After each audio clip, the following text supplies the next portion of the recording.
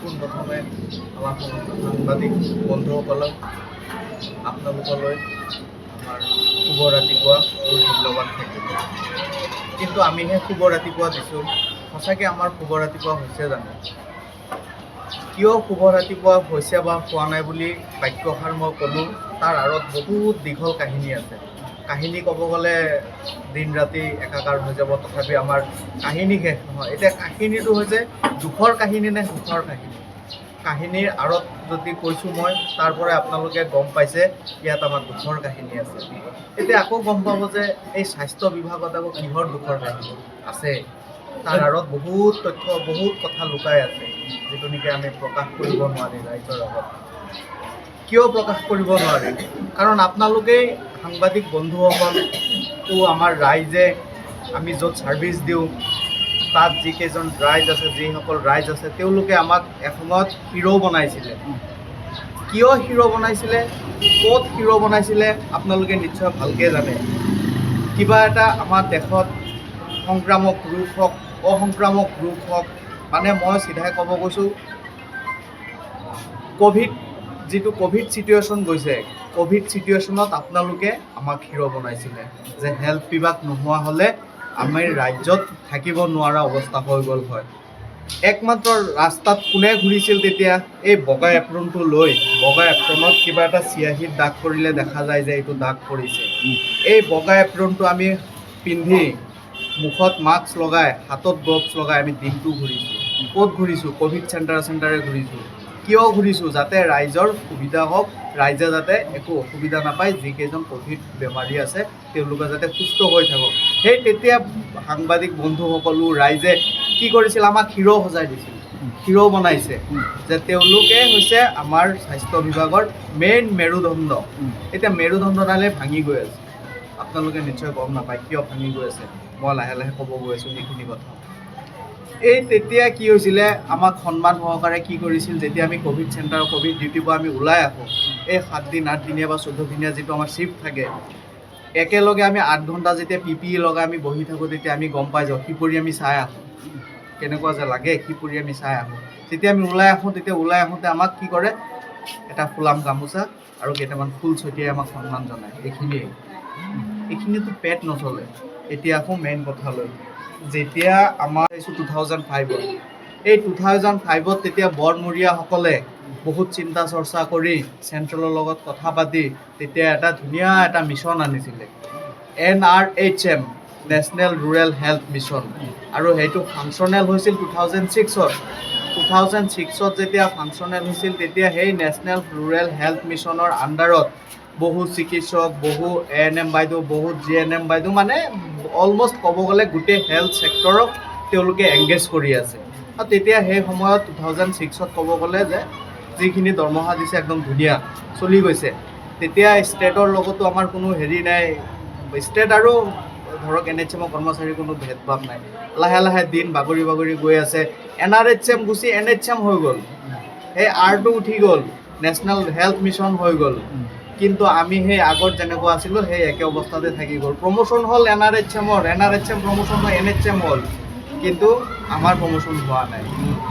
আমাৰ প্ৰমোশ্যন কিয় হোৱা নাই এইটো আমি নিজেও নাজানো। বৰমূৰীয়াসকলে নিদ্ৰাত আছে, ঘোৰ নিদ্ৰাত আছে। কিবা ক'ব গ'লে আমাক কথা নুশুনে। আমি গ্ৰাছৰুট লেভেলৰ পৰা কাম কৰি আছোঁ।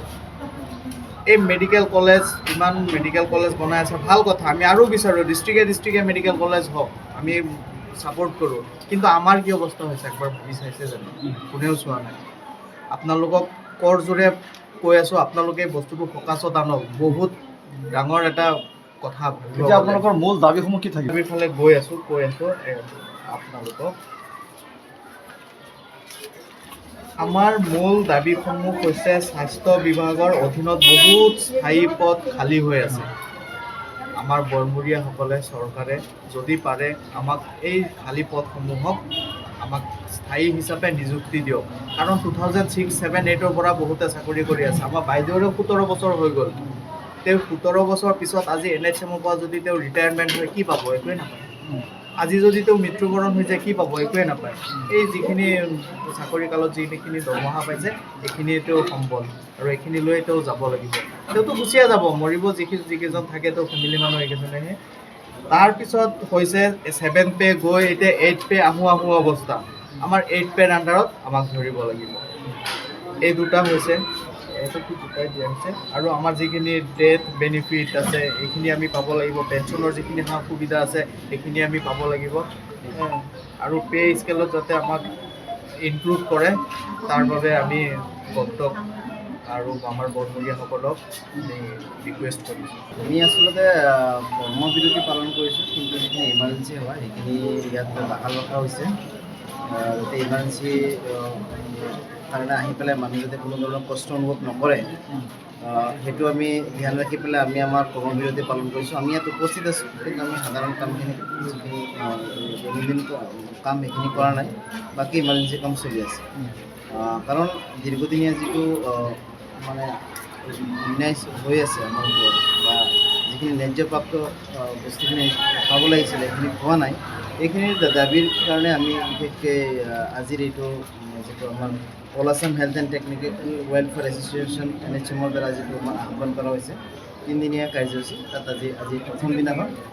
আৰু মই বিশেষকৈ ক'ব বিচাৰিছোঁ যে আমাৰ দাবীসমূহ হৈছে যে বিশেষ নিযুক্তি প্ৰক্ৰিয়াৰ দ্বাৰা যিখিনি আমাৰ কৰ্মচাৰী অস্থায়ী কৰ্মচাৰী আছে তেওঁলোকক আমি স্থায়ী কৰ্মচাৰী হিচাপে চৰকাৰে নিযুক্তি দিয়ে। আৰু যদি চৰকাৰে যেতিয়ালৈকে নিযুক্তি দিব নোৱাৰে স্থায়ীভাৱে, তেতিয়ালৈকে তেওঁলোকে মানে কি কয়, আমাৰ যিখিনি মানুহ NHM-ত কাম কৰি আছে টেকনিকেল মানুহখিনি, তেওঁলোকৰ দৰমহাটো সমহাৰত দিব লাগে। যে ৰেগুলাৰ মানুহখিনি যেনেকুৱা সমহাৰত দৰমহা হয় তেনেকৈ সমহাৰত দৰমহাটো দিব লাগে।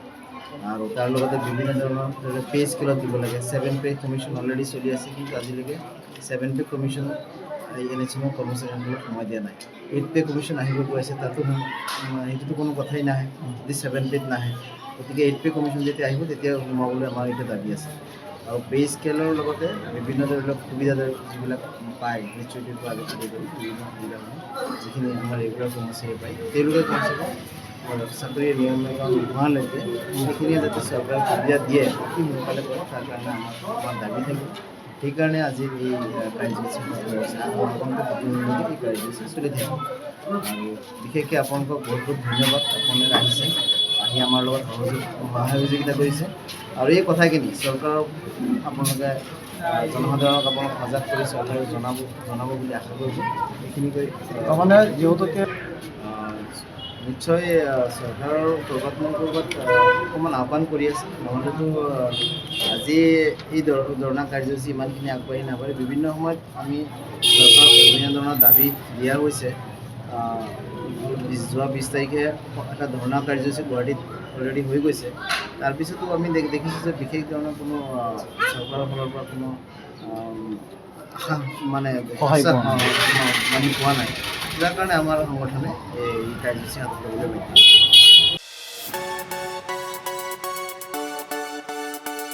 ৰঙাপাৰাবাসীৰ বাবে সুখবৰ। আপুনি যদি দুচকীয়া বাহন ক্ৰয় কৰিব বিচাৰিছে তেন্তে এতিয়াৰ পৰা আৰু চিন্তাৰ কোনো প্ৰয়োজন নাই।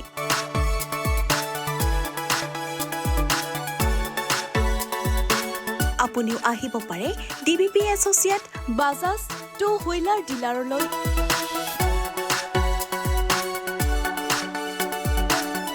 আমাৰ ঠিকনা হৈছে ৱাৰ্ড নং 8 ঠাকুৰবাৰী ৰোড, ডাকঘৰ ৰঙাপাৰা, জিলা শোণিতপুৰ, অসম। আমাৰ যোগাযোগ নম্বৰ হৈছে 9435707133 আৰু 9707967285।